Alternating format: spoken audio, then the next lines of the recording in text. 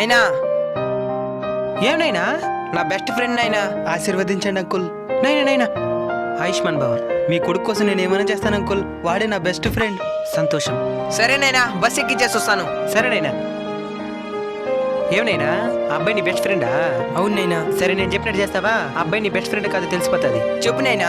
ఆ అబ్బాయి తప్పు లేకపోయినా ఆ అబ్బాయిని ఒకసారి తిట్టు, అవసరమైతే కొట్టు. ఈ పని చేసేసి ఏం జరిగిందో వచ్చి నాకు చెప్పు. సరేనైనా.